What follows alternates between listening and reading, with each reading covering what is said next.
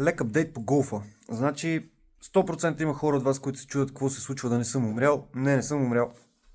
Ожених се. Обаче през това време, докато не съм качвал видеа в туба, действаме по събирането на части.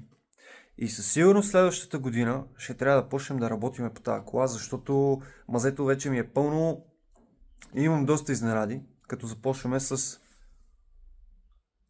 това тук. Това е салон от Audi TT. Топ салон. Топ, има доста работа по него, но да, ще стане работата. Взе го от Карко, ще ви тагна, ако искате да работим заедно и да пуснем един промокод за моите последователи.